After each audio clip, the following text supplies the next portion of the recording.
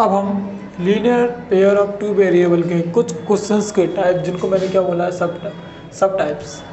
तो प्रॉब्लम है being categorised different type के जितने भी सवाल थे तो उन्हें मैंने कैटेगराइज किया हुआ है। इसमें पहला जो टाइप है इनका based on problem related to geometry, angle से रिलेटेड है। तो मैं क्या करूँगा, यहाँ पर एक क्वेश्चन दिया हुआ है, उसको सॉल्व, उसकी वजह से आपको एक कंसेप्ट तैयार है जो सॉल्व कराने की कोशिश करता हूँ जिसको आप समझ सकें। तो ज्योमेट्री का जितना भी पोर्शन होता है आप इस कंसेप्ट से क्लियर कर सकते हैं। In triangle ABC in which angle जो C है वो 3 टाइम ऑफ एंगल B है और twice the sum of angle A and B। Yes, ये कंडीशन है आपके पास। Determine the 3 angle R। अब तीनों एंगल मुझे बताने हैं, चलिए बताता हूँ। पहले मैं ट्राइंगल को परफॉर्म करूँगा। ट्राइंगल कैसा भी हो सकता है, इसने बोला नहीं राइट ट्राइंगल है, ऐसे हो सकता है। मान लो ये ट्राइंगल है, ये A है, ये B है, ये C है, लेकिन एंगल C बड़ा लग रहा है तो यहाँ पर इसको B मान लेते हैं, इसको C मान लेते हैं। उसको फ़र्क तो पड़ेगा नहीं जनरली, है ना। यस, तो मैंने क्या किया, एंगल A को X माना, एंगल Y को, एंगल B को 90 डिग्री माना है। C क्या माना है अभी देख लेते हैं। तो क्या करेंगे, एंगल C इक्वल टू, इसे मान लेते हैं Z। क्या मान लेते हैं, Z।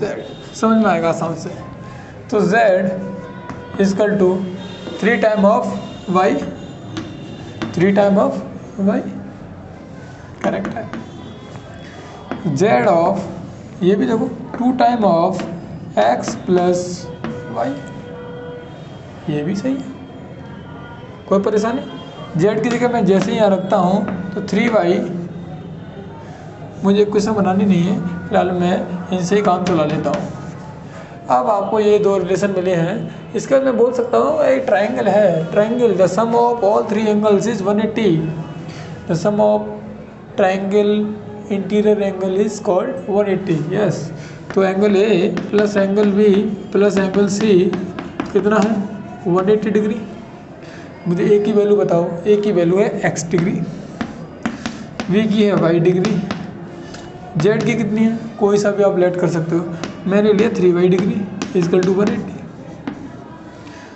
तो X plus 4Y equal to 180, condition number 1। हाँ बिल्कुल सही बात है। 1 मान लिया तो थर्ड मान लेते हैं। सेकंड केस में अब मैं इसका यूज़ करूँगा। तो क्या करेंगे, इसमें X प्लस B कितना है, B तो B है, Y प्लस C की वैल्यू वापस रखोगे तो मुझे क्या मिलेगी, 2X plus 2Y equal to 180। हाँ ये भी सही है। सॉल्व करते हैं इसको, करें सॉल्व करने के बाद मुझे क्या मिलेगा, इसमें 3X plus 3Y equal to 180। 3 common लेने के बाद X plus Y equal to 3 common ले लो, 180 ना भी cancel out by 3 times 60 degree. तो X प्लस वाई कितना हो गया, 60 डिग्री।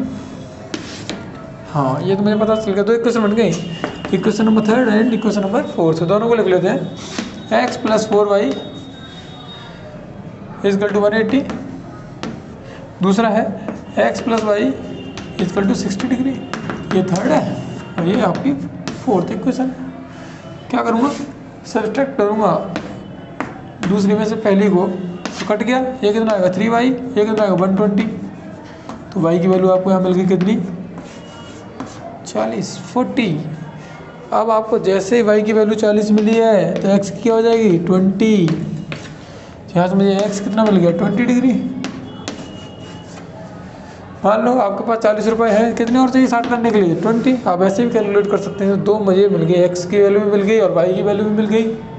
Z चाहिए, तो Z क्या होता है 3 टाइम ऑफ Z, ऐसे होता है ना 3 time of.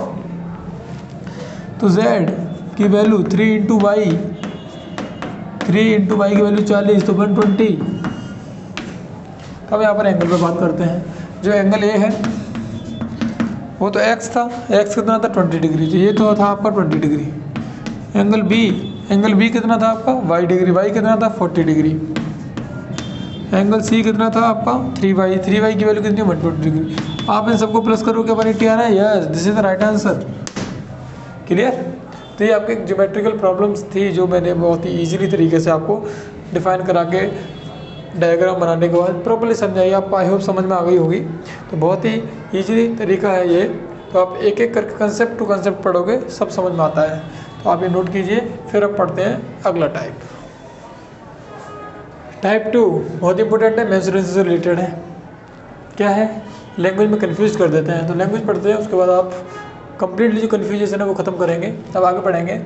Half the perimeter of rectangular garden. एक रेक्टेंगुलर शेप का एक गार्डन है। ये मैं डायग्राम आपको ड्रॉ करके दिखा रहा हूँ। जैसे द लेंथ को मैंने मान लिया x, क्योंकि लीनियर पेयर ऑफ 2 वेरिएबल हम पढ़ रहे हैं, तो मैंने 2 वेरिएबल मान लिया। This is the length and this is the width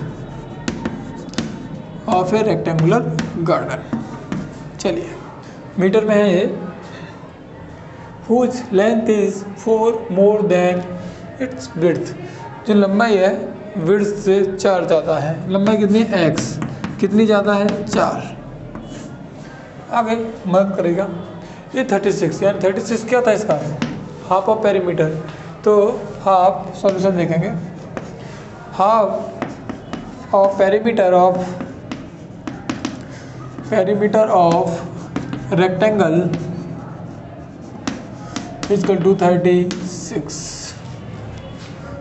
yes, यही है। यहाँ तक कोई परेशानी नहीं। तो अब यहाँ से जैसे मैं सॉल्व आउट करूँगा आपको क्लियर दिख जाएगा। तो पेरीमीटर इसका कितना है, 36।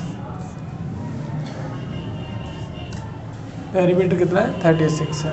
तो 36 लिखो, इसमें 1/2 इंटू में 36 इक्वल टू 18। यस, इसका पेरीमीटर है कितना जनरली देखते हैं। पेरीमीटर ऑफ रेक्टेंगल 2 ब्रैकेट में x plus Y. Yes, 2 into X plus Y. अब मुझे यहाँ पर हाफ पेरीमीटर मिला है, हाफ मतलब इसके अंदर का। तो लिख लो 2, इसे मैं अगर हाफ करूँगा तो 1/2 कितना है, तो 2 टाइम हाफ कर दो ना। 2 इंटू पेरीमीटर कितना, 18 equal to 2 times of x plus Y.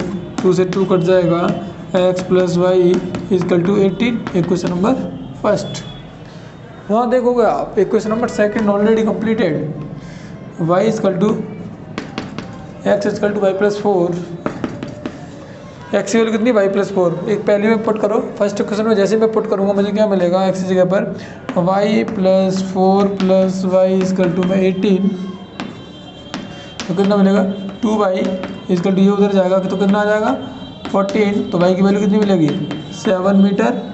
और मुझे y की वैल्यू 7 मीटर मिलने के बाद मैं x की निकालूंगा तो 7 प्लस 4 11 मीटर। तो जो लंबाई है इस गार्डन की वो कितनी है, 11 मीटर। और जो विड्थ है वो कितनी है, 7 मीटर। तो इस टाइप में जो सवाल है वो मेंसुरेशन से रिलेटेड है। बहुत ही ईजी तरीके से कंसेप्चुअल आपको एल्जेब्रिक फॉर्म के सारे टाइप के फॉर्मूले याद होने चाहिए, या फिर आप ड्राइव कर सकते हो। तो ये बहुत अच्छी बात है आपके लिए। तो इसके बाद हम पढ़ेंगे टाइप नंबर 3। क्वेश्चन नंबर 3 है यहाँ पर टाइप 3 का। इसमें आपको दो टाइप आप दे दिए हैं। ये थर्ड टाइप था जो हम पढ़ेंगे, ये फोर्थ टाइप था, लेकिन एक ही में मैंने मर्ज कर दिया है जिससे टाइम आपका ज़्यादा खर्च ना हो। आपका टाइम भी बहुत कीमती है, तो इसलिए कुछ बेसिक पॉइंट्स ही लेके चल रहा हूँ मैं। जनरली प्रैक्टिस के तौर पर आपको क्वेश्चन मिलेंगे जिसमें आपका कंसेप्ट कंप्लीट हो जाएगा। अब यहाँ पर देखोगे बेस्ड ऑन ए फ्रैक्शन, ये जो टाइप है वो एक फ्रैक्शन टाइप का बेस्ड है ना। फ्रैक्शनल टाइप के जो क्वेश्चन आते हैं और ये है 2 डिजिट्स का। तो दोनों बेसिक हैं, ध्यान से देखना और ध्यान से समझना, ठीक है। बहुत इंपॉर्टेंट है आपके लिए। यहाँ पर पढ़ेंगे, पहले दिया हुआ है लेट द फ्रैक्शन। मैंने एक फ्रैक्शन मान लेता हूँ अगर फ्रैक्शन की बात है। ये टाइप करने का तरीका ध्यान रखना, x अपॉन में y। तो x क्या हो गया यहाँ पर, न्यूमिनेटर, और y क्या हो गया, डिनोमिनेटर। क्लियर। चलिए अब इस सवाल पढ़ना शुरू करते हैं। We added 1 to numerator, numerator 1 add करो, सब्सट्रैक्ट 1 फ्रॉम डिनोमिनेटर। तो क्या करते हैं, न्यूमिनेटर में 1 प्लस कर दिया और डिनोमिनेटर में वाई है ना, इसमें से 1 माइनस कर दिया, ठीक है। ये जब फ्रैक्शन इज रिड्यूस 1 तो क्या हो जाता है, ये 1 हो जाता है। Equation number 1 it become 1/2। अगर 1/2 है तो इसके लिए कंडीशन क्या है समझते हैं। If we added 1 to denominator, बस तो x है, डिनोमिनेटर में 1 ही ऐड किया हुआ है, दो इक्वेशन बन गई। मैंने x y क्यों माना, क्योंकि 2 वेरिएबल पढ़ रहे हैं तो 2 वेरिएबल लेने x और y। यहाँ देखो सबसे पहले मैं क्रॉस मल्टीप्लाई करूँगा, और जैसे ही क्रॉस मल्टीप्लाई करूँगा तो x + 1 = y - 1, और जैसे इधर आएगा तो y - 1 + 2 = 0। इक्वेशन नंबर 3, वैसे कोई थर्ड नहीं है, ये बनने वाली है। यहाँ पे मैं 1 ना डाल के यहाँ 1 डाल देता हूँ। ऐसे ये करेंगे तो कितना आएगा, 2x = y + 1, इधर आएगा 2y - y - 1 = 0। ये इक्वेशन नंबर 2 है। दोनों को साथ साथ लिख लें एक बार तो समझ में आ जाएगा। क्या करेंगे, 2y - y - 1 = 0, plus sign minus का कर दें, दोनों माइनस कर देते हैं, ठीक है। तो ये माइनस प्लस कट गया, तो ये कितना बचेगा, सॉरी 2x। चलिए, तो 2x माइनस का है तो माइनस का x बचेगा, ये प्लस का 1 प्लस का 2 तो प्लस का 3 बचेगा, = 0। ये उधर जाएगा तो -x = में -3, तो माइनस से माइनस कट गया तो x की वैल्यू मुझे क्या मिलने वाली है, 3। चलिए, जैसे मुझे x की वैल्यू 3 मिलेगी, x की वैल्यू में 3 रखूँगा यहाँ, तो भाई कितना, यहाँ पर मैं इक्वेशन में पुट करता हूँ तो मुझे क्या मिलेगा, 2 × में x की वैल्यू कितनी, 3 = y + 1, तो 6 - 1 = y, ये 5 हो गया। तो y की वैल्यू 5 और x की वैल्यू 3। ये फ्रैक्शन टाइप होता है। फ्रैक्शन टाइप बहुत आसान होता है। सबसे पहले मैं फ्रैक्शन लेट करता हूँ, जो बोला डिनोमिनेटर में इतने माइनस करने, इतने प्लस करने, वो पढ़ते पढ़ते करके करता जाऊँगा। 2 केस बनेंगे, दोनों केसों को सॉल्व करना। पूरे चैप्टर में यही सिखाया है कि 2 केस जब दिए, 2 इक्वेशन दिए हैं, उनमें मैं x y की वैल्यू कैसे निकालूंगा। तो आपके पास जितने भी मेथड है, सब्स्टिट्यूशन मेथड है, एलिमिनेशन मेथड है, या फिर क्रॉस मल्टीप्लिकेशन है, उनका यूज़ करने के बाद आप x y की तरह कैसे भी करके आपको जो सूटेबल लगे। मैंने एलिमिनेशन का जनरली यूज़ किया है, आप सब्स्टिट्यूट का कर सकते हो। तो ये टाइप 2 या टाइप नंबर 4 था, मैंने 3 में ही मर्ज किया हुआ है। तो ये 2 डिजिट्स, तो let the 2 digit number 10x + y। क्यों भाई 10x + y क्यों लिया, क्योंकि जब भी 2 डिजिट होता है तो एक यूनिट प्लेस पे होता है, एक 10 प्लेस पे होता है। तो यहाँ पर जो x y है वो डिजिट है, जो 10 है वो प्लेस बताता है, इसके आगे 1 है, 1 की कोई वैल्यू नहीं होती, तो 1 = 1। चलिए, इसमें बोला था सम ऑफ द डिजिट इज 9, तो दोनों डिजिट जो x और y है उनका सम कितना है, 9। इक्वेशन नंबर 1 है। दूसरी बात करूँगा, अब सेकंड केस में पढ़ेंगे हम, the 9 times of the number. अब नंबर तो पूरा होता है, 9 times the number is twice the reversing number 10y + x। देखो यहाँ पर 10x + y था, यहाँ पर 10y + x है, क्योंकि नंबर को मैंने क्या कर दिया, रिवर्स कर दिया। ये इक्वेशन है 2, सॉल्व कर लेंगे आसानी से। और मैं अब आगे सॉल्व करता हूँ, इसको और सिंप्लीफाई कर लेते हैं। तो कितना आएगा, 90x + 9y = 20y + 2x। x को x की तरफ, y को y की तरफ ले जाते हैं, यहाँ से ये आएगा तो 88x, ये उधर जाएगा तो कितना हो जाएगा, 11y, ये कट गया तो y = का 8x। Equation number 2। हाँ भाई, y = 8x आ गया, यहाँ रखो। तो x + y की जगह पर 8x = 9, तो 9x = 9। x की वैल्यू क्या आ गई, 1। 2 वैल्यू है। अब x की वैल्यू 1 आ गई तो y की वैल्यू क्या निकलेगी, y = 8x, x की तो 1 है, तो y = 8। तो ये 2 टाइप है। तो 2 डिजिट्स वाले में हमेशा मुझे ये मानना है, ये 10x + y reversing the number, समझ जाओगे आप।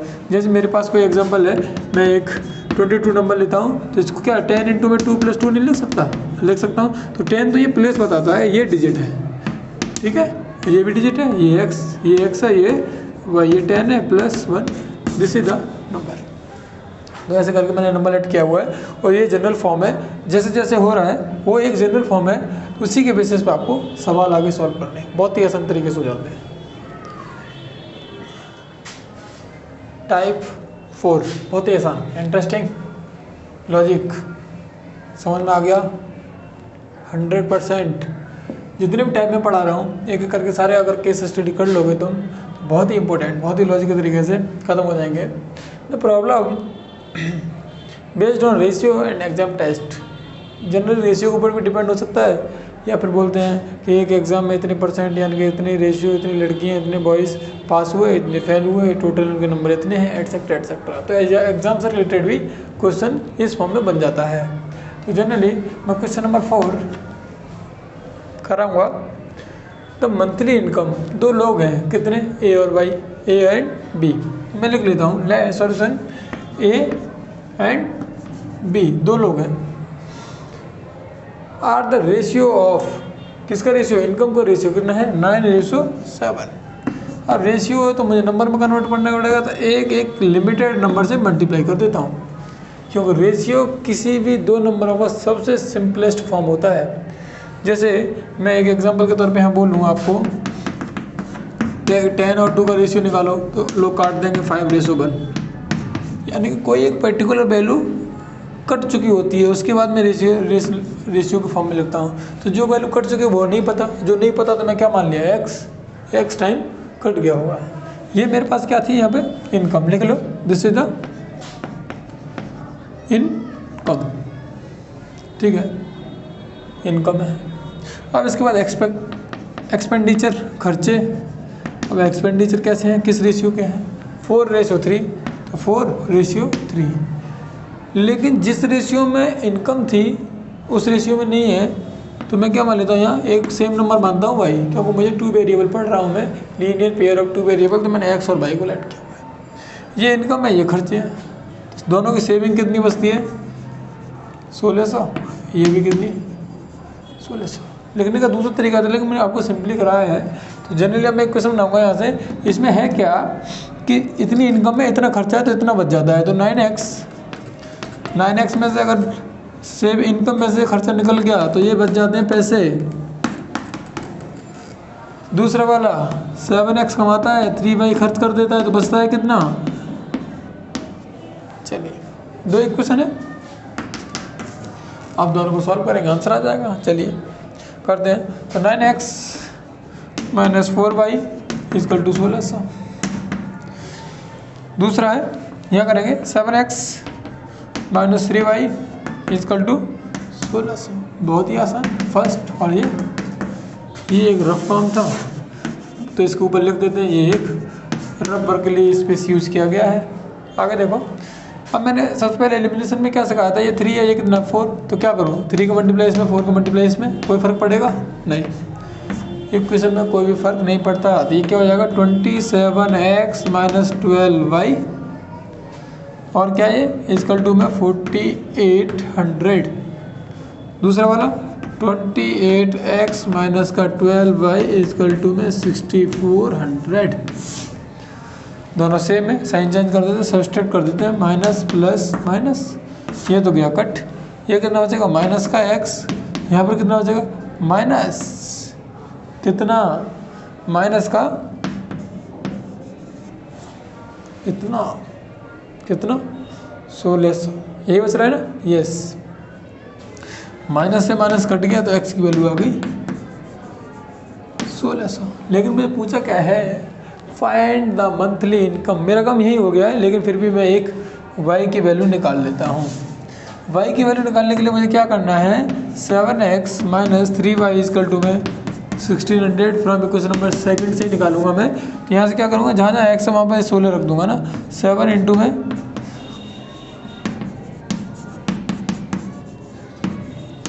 इसको उधर ही ले जाओ, तो कितना मिलेगा, कितना हो जाएगा, 16 से 11200 - 3y = 166।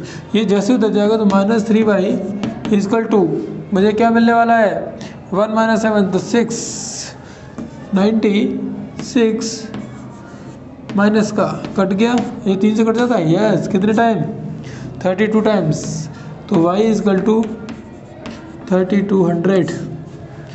अरे ये तो मैं खर्चा भी निकाल लूँगा, क्योंकि मुझे रेशियो मिला है। मुझे क्या चाहिए, इनकम, क्या चाहिए, इनकम।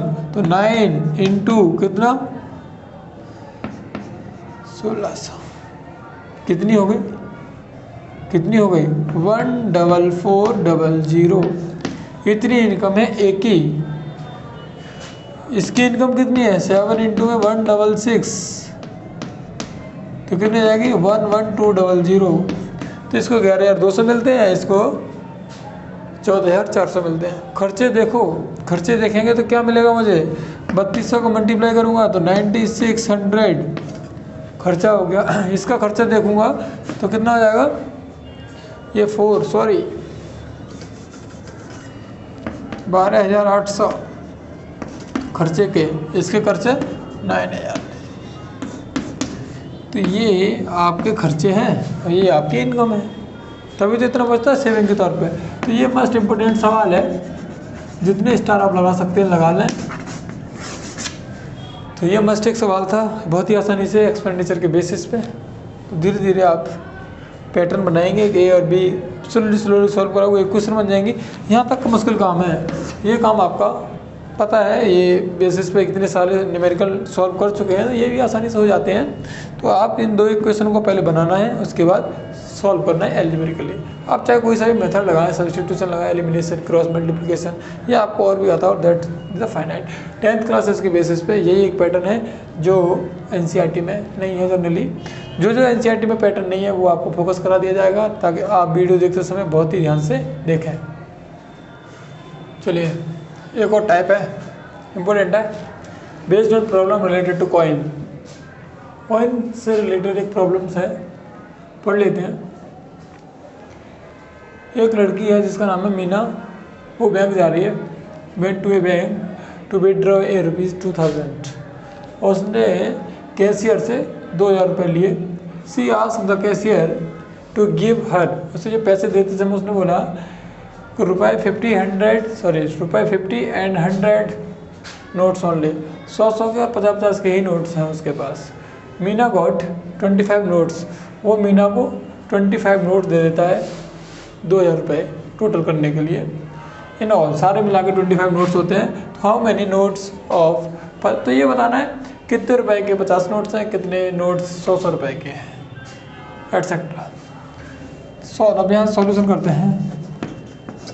तो let the note of ₹50 rupees का नोट था, वो एक्स नोट थे। कितने नोट थे, X. And note of ₹100 Y note थे। चलिए ये तो मुझे पता लग गया। तो टोटल नोट कितने, 25। तो x plus Y equal to 25 from equation number 1 आपको बोला गया है, क्योंकि टोटल नोट्स कितने हैं 25, तो आपने बोल दिया x प्लस वाई कितने होंगे 25। लेकिन इसने ये बोला है 50 और 100 रुपये के नोट्स देता है, तो मैं मान लेता हूँ, क्या मानता हूँ कि नोट x थे 50 रुपये के। तो क्या करता हूँ, 50 इंटू एक्स प्लस 100 के कितने थे, y थे, ये तो टोटल होंगे। जैसे 10 नोट 50 के हो गए तो 10 इंटू 50 500 एटसेट्रा, ऐसे तो करते हैं। यस, टोटल रुपए कितने थे 2,000, इक्वेशन नंबर 2। यहाँ कितना है 50, यहाँ कितना 100। मैं 50 कॉमन ले लूँ, जैसे मैं 50 कॉमन लूँ, x plus 2y equal to 2000। 0 से 0 कट गया, इससे कट गया 4 टाइम। तो x plus 2y equal to 40 कितना, इसे क्वेश्चन नंबर 2 मान के ये मानो, सॉल्व कर ली। इसको यहाँ लिख दो, x plus 2y equal to 40। Minus कर देते, माइनस करने पे मुझे क्या मिलेगा, कट गया, तो माइनस का y और माइनस का 15। तो जो 100 के नोट थे वो कितने थे 15, क्योंकि y की वैल्यू 15 आई है। यहाँ सॉल्व करो, x प्लस 2 इंटू वाई की वैल्यू 15 इजकल टू 40। तो 15 टू 30 उधर जाएगा, माइनस का हो जाएगा 40 माइनस 30, नाउ वी गेट 10। और 10 नोट किसके थे, x के, यानी कि 50 रुपये के। तो मैं बोलूँगा कि जो 50 रुपये के नोट थे वो तो थे 10, और जो 100 के थे वो कितने थे 15। तो 15 इंटू 100 1500, और 50 इंटू 10 500। क्रॉस चेक करो, क्या 2,000 रुपये, यस, यानी कि क्वेश्चन इज भी राइट। ये टाइप था जनरली क्वेश्चंस का।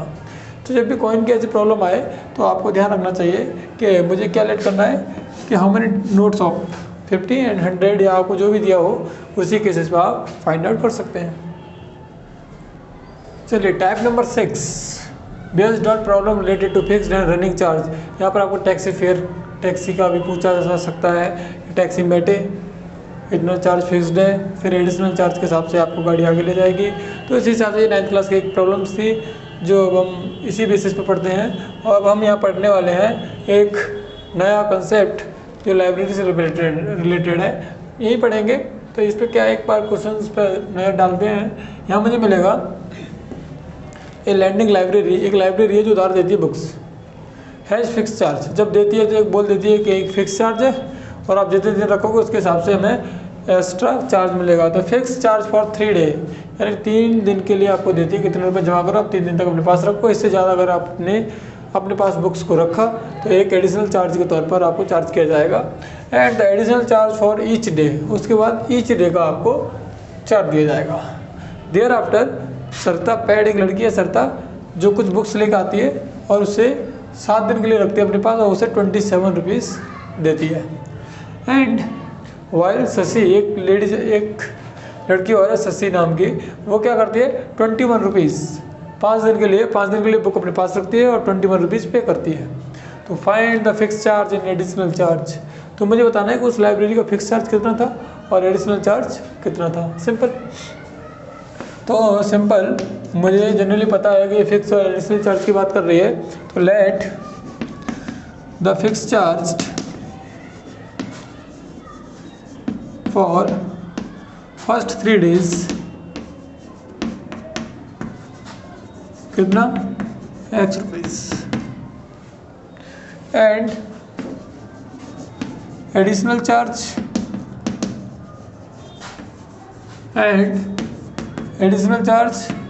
Y rupees for per day. Yes, एक क्वेश्चन पढ़ते हैं। तो सरिता नाम की एक लड़की है, इसका केस पढ़ते हैं हम। ये 7 डे अपने पास रखा तो 3 days का एक फिक्स चार्ज था प्लस 4 days के हिसाब से एडिशनल चार्ज लगेगा। तो कितने रुपए दिए इसने 27। तो फिक्स चार्ज कितना था 3 डे का X रुपए प्लस 4 इंटू पर डे का चार्ज कितना था Y equal to 27। Equation number 1 ऐसे ही सेकंड करेंगे। तो 5 दिन रखा था 3 दिन का, तो ये X हो गया plus 2Y equal to 21। Equation number second solve करो, minus minus minus cancel out, कितना हो जाएगा 2Y इक्वल टू 6, तो Y की वैल्यू 3। तो मैं बोलूँगा जो एडिशनल चार्ज था वो कितना था 3 रुपये पर डे के हिसाब से। एंड मुझे अब X की वैल्यू निकालनी है। X की वैल्यू निकालने के लिए क्या करूँगा, फॉर वैल्यू X क्या मिलेगा यहाँ पर X plus 2Y equal to में 21। तो X तो मुझे पता नहीं है, प्लस 2 इंटू वाई की वैल्यू कितनी है 3 इक्वल टू 21। तो X इक्वल टू 21 माइनस 6, तो X इक्वल टू 15। तो मुझे पता है कि उस लाइब्रेरी का फिक्स चार्ज कितना है 15 रुपीज़ और पर डे के हिसाब से कितना चार्ज करती है 3 रुपीज़। यस, ये था एक आपका फिक्स चार्ज बेसिस का question. Type number 7, problem based on seating pattern, row arrangement, bed etcetera. बहुत सारे टाइप के केस बनते हैं इस पर। इम्पोर्टेंट समझो, जब क्वेश्चन फंसता है तो यहाँ से निकलता नहीं है आसानी से। The student a class are made to stand in a row, यानी कि असेंबली हो रही है। जनरली किसी भी क्लास के स्टूडेंट्स एक रो में खड़े कर दिए गए, यानी कि असेंबली पैटर्न पे। If 3 students are extra in a row, अगर किसी एक रो में 3 स्टूडेंट एक्स्ट्रा रखते हैं, हर रो में 3 स्टूडेंट ज़्यादा रखते हैं तो एक रो कम हो जाती है। If 3 student are less in a row, अगर 3 स्टूडेंट मैं रो में कम रखता हूँ तो ये 2 रो मोर, तो 2 लाइन ज़्यादा लग जाती हैं। तो find the number of student in class, तो रो भी बतानी पड़ेगी, स्टूडेंट भी बताने पड़ेंगे। यस, तो अब मैं बोलता हूँ यहाँ पर, let the number of row X and student in a row Y। तो टोटल स्टूडेंट कितने होते हैं, total student of class X into Y. Simple है। यहाँ बोला गया है पहले केसेस में लेके बोला गया है if 3 student are extra, student extra हैं तो एक रॉ लेस हो जाती है, रॉ एक कम हो गई और स्टूडेंट 3 बढ़ाने पर तो, लेकिन स्टूडेंट तो बराबर ही रहने वाले हैं। क्वेश्चन नंबर 1 ये आगे सॉल्व कर लेंगे। दूसरे क्वेश्चन में बोला गया if 3 student are less, 3 student less Y -3 तो रॉ 2 इंक्रीज हो जाती हैं x + 2, तो लेकिन ये भी स्टूडेंट ही हैं, कितना x y। क्लियर। अब यहाँ से हम आगे सॉल्व करेंगे। तो यहाँ से जैसे मैं मल्टीप्लाई करता हूँ आप एक एक करना, मैं आपको प्लस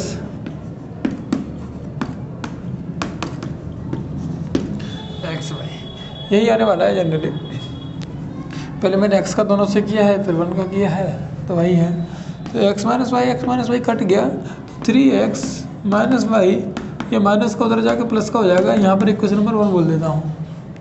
ऐसे ये वाला पैटर्न मैं यहाँ यूज़ करूँ तो मुझे xy प्लस या फिर -3x प्लस का 2y और माइनस का 6 = में xy मिले तो xy से xy कैंसिल आउट हो जाएगा। तो क्या माइनस कॉमन ले लूँ तो क्या मिलेगा 3x - 2y -6। ये क्वेश्चन मैं सेकंड बोलता हूँ। अब मुझे यही तो सॉल्व करना है। क्या सॉल्व करना है? यही सॉल्व करना है जनरली। अब मैं आगे बात करता हूँ यहाँ पे ये दोनों इक्वेशन यहाँ सॉल्व कर लेता हूँ। इक्वेशन नंबर 1 3x - y में 3 इक्वेशन नंबर 1 था। दूसरी इक्वेशन कितनी थी 3x - 2y में -6। माइनस कर देता हूँ पहली को दूसरी से तो ये कट जाएगा। ये प्लस का 2y है, ये माइनस का है तो प्लस का 2y बचेगा, प्लस का y बचेगा और ये कितना हो जाएगा 9। तो एक रॉ में कितने स्टूडेंट थे 9 हैं।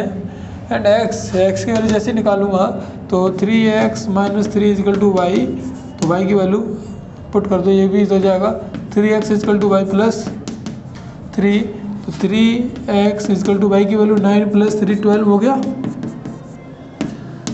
x की वैल्यू 4। 4 रो हैं और 9 स्टूडेंट है ईच रो में। तो टोटल स्टूडेंट कितने हैं?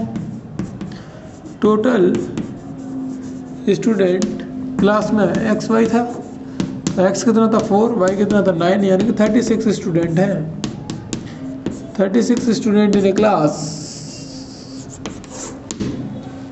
क्लियर। ये एक पैटर्न है आपका जनरली बहुत ही इंपॉर्टेंट है, मस्ट इंपॉर्टेंट है। ये पैटर्न बहुत ही मस्ट है। चलिए ये एक अलग टाइप है अपने आप में। प्रॉब्लम एजेस, प्रॉब्लम किसकी है? एज से रिलेटेड है, तो ये आपको एक प्रॉपर पैटर्न के हिसाब से चलेगा। अब आप यहाँ पे देखें क्वेश्चन नंबर 8, क्योंकि टाइप 8 है तो हर एक टाइप का एक क्वेश्चन है आपके पास। तो एक क्वेश्चन है एज से रिलेटेड, हमको कैसे सॉल्व करना है वो देखेंगे। यहाँ बोला है 2 years ago, 2 साल पहले की बात है। ये father was 5 times as old as his son. अपने 2 साल पहले अपने लड़के का, अपने उसके लड़के की जो एज थी उससे 5 गुना था। यस 2 years आफ्टर या 2 years लेटर, 2 साल बाद the age will be 8 more than 3 times of the age of his son. यानी कि 2 साल बाद उसके लड़के की जो एज थी उससे 3 गुने से 8 ज़्यादा था, या 3 times is more than 8। Find the present age of father and son. तो मैं लेट करता हूँ, let the present age of father x year and his son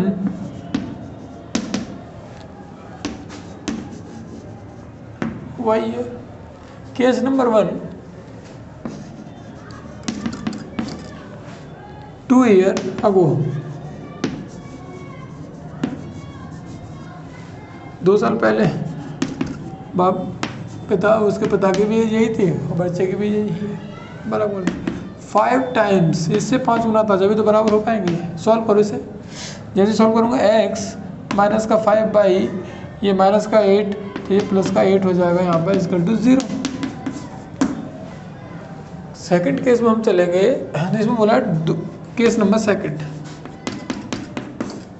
इसमें क्या है 2 साल बाद x+2, ये भी 2 साल बड़ा हो गया, ये भी 2 साल बड़ा हो गया, बराबर क्या है 3 टाइम्स इज 8 मोर, 3 गुने से 8 ज़्यादा है। तो सॉल्व करो इसे, x+2 इजकल टू 3y + 6 + का 8, तो x - 3y, ये 14 इधर आएगा तो माइनस का 12 इजकल टू 0। आप दोनों को सॉल्व करेंगे, आंसर आ जाएगा। सॉल्व करना आता है, ये एक क्वेश्चन बनाने पैटर्न है। जनरली है क्या, पहले मैं इसको इक्वल टू के साइन के बराबर रखता हूँ। देखो 5 करने की एज ये बड़ा है, अगर मैं इसी में 5 को मल्टीप्लाई करूँगा तो ये बराबर नहीं हो पाएंगे। मुझे बराबर करना है तो मैं जो छोटा है उसमें मल्टीप्लाई करूँगा तो क्या हो जाएंगे बराबर, ये ध्यान रखना है स्पेशली। अब 2 एक क्वेश्चन है, पहली है x माइनस का 5y प्लस का 8, या फिर उधर ही ले जाओगे तो -8 इजकल टू 0, ये क्वेश्चन नंबर 1 थी। और दूसरी है आपके पास x माइनस 3y, सॉल्व करते हैं, minus plus minus cancel out, तो ये कितना हो जाएगा माइनस का 2y इजकल टू 20 हो गया, तो y की वैल्यू 10 आ गई। तो जो लड़के की एज है वो कितनी है 10 ईयर, यस 10 ईयर 10 साल है। तो उसके पिता की कोई भी एक क्वेश्चन लिख लेते हैं, x minus 5y equal to minus का 8, तो x y की जगह पर 10 डालो, x माइनस 5 इंटू 10 माइनस का 8, ये उधर का x इजकल टू कितना हो जाएगा 50, कितना हो जाएगा -50 उधर जाएगा, प्लस का हो जाएगा x की वैल्यू 42। तो उसके पिता की एज कितनी है 42 ईयर्स, और उसके सन लड़के की कितनी है 10 ईयर्स। तो ये था आपसे एक एज से रिलेटेड एक न्यूमेरिकल्स कंसेप्ट जो जनरली अक्सर बोर्ड के एग्ज़ाम में मिल जाता है बहुत ही आसानी से।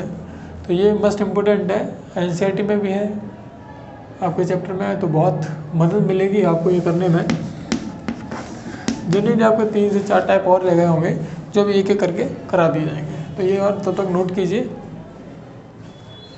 एंड प्रॉब्लम्स टाइप 9 किससे रिलेटेड है, डिस्टेंस टाइम एंड स्पीड।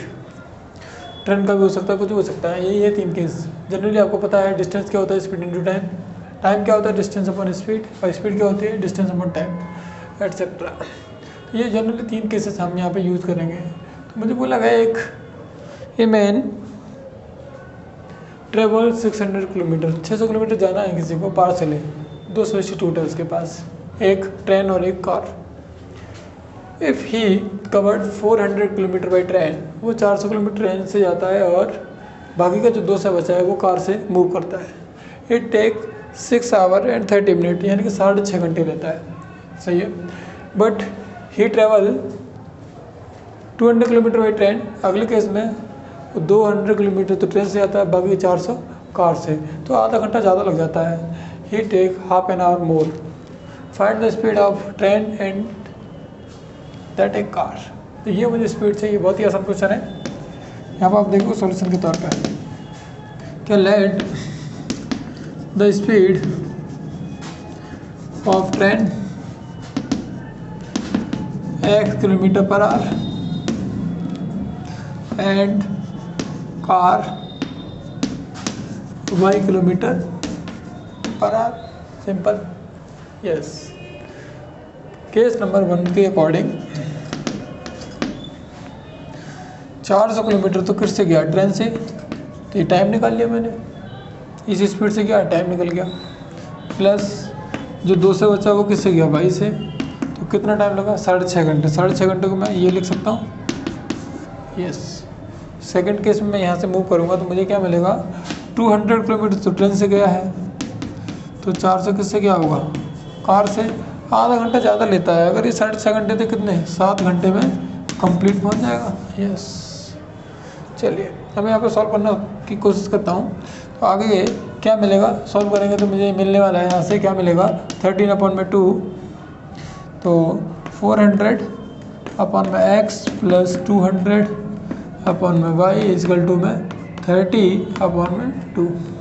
चलिए यहाँ तक कोई परेशानी नहीं है। इक्वेशन नंबर 1 रहने दो, वो भी इसके नीचे मानो, तो इक्वेशन नंबर 2 है, नोट कर लेता हूँ। 200 अपॉन में x प्लस 400 अपॉन में y इजकल टू 7/1। चलिए यहाँ पर कितना है 200, यहाँ कितना है 400, यहाँ कितना है 200, यहाँ कितना है 400। तो क्या करता हूँ, मल्टीप्लाई करना पड़ेगा। जैसे ही मैं यहाँ 2 से मल्टीप्लाई करता हूँ तो जो इक्वेशन बनेंगी क्या है, देखो आपको इधर से दिख जाएगी बहुत आसानी से। आप यहाँ से देखोगे तो पहली फर्स्ट इक्वेशन तो सेम है एज इट इज़, क्या है 400 अपॉन में x प्लस 200 अपॉन में y इजकल टू 13 अपॉन में 2। दूसरी इक्वेशन मल्टीप्लाई जैसे 2 का होगा तो क्या हो जाएगा 400 अपॉन में x प्लस 800 अपॉन में y इजकल टू में 14। यही नीचे पर मान लो ये इक्वेशन नंबर 1 थी, ये इक्वेशन नंबर 2। क्या करता हूँ मैं, सब्स्टिट्यूट कर देता हूँ, माइनस कर देता हूँ, ये तो कट गया। क्या मिलेगा 2 से माइनस का 600 अपॉन में y, और जैसे 14 में से ये जाएगा कितना हो जाएगा 15 अपॉन में माइनस का 15 अपॉन में 2। क्लियर, 6.5 घंटे और 7.5 घंटे। 7.5 घंटे कैसे लिखते हैं, माइनस से तो माइनस कट गया, इससे ये कट गया 40 टाइम, क्रॉस मल्टीप्लाई करोगे तो 42 या 80, तो भाई कितना हो जाएगा 80 किलोमीटर पर आवर। यानी कि जो कार की स्पीड है वो कितनी है 80 किलोमीटर पर आवर की। अब मुझे निकालनी किसकी है, एक्स की।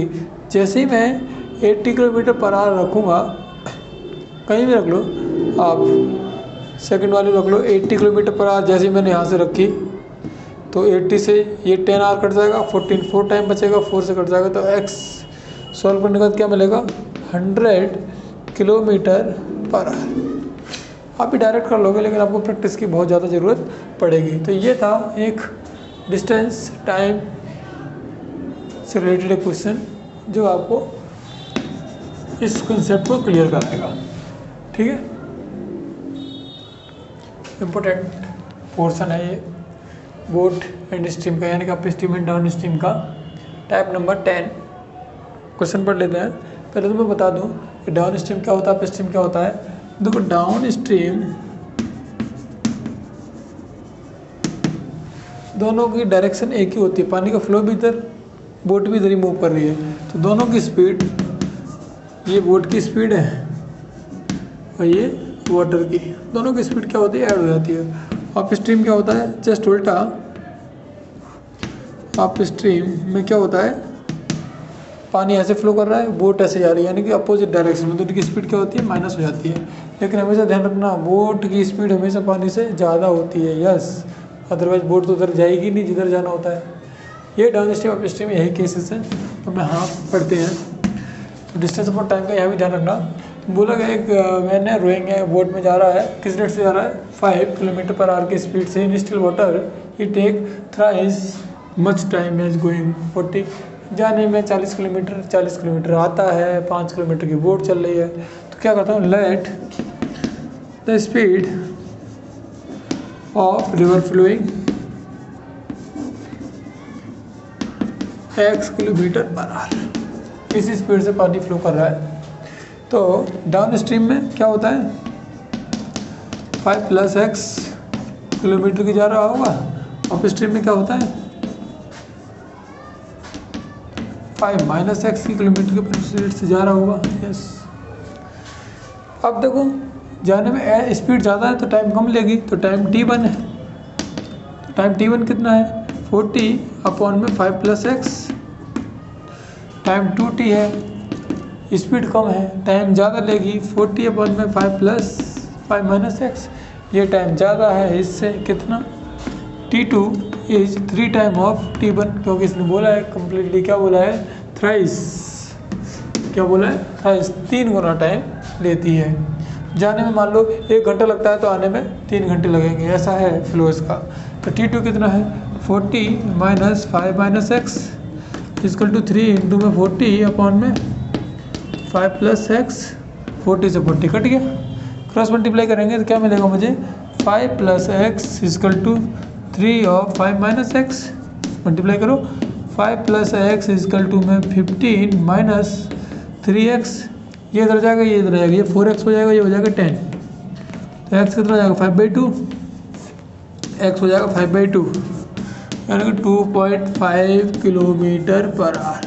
तो ये पानी की स्पीड है वो कुछ इतनी आएगी, कितनी 2.5 किलोमीटर पर आवर की स्पीड से पानी दौड़ेगा तो आसानी से कंप्लीट कर लेगा।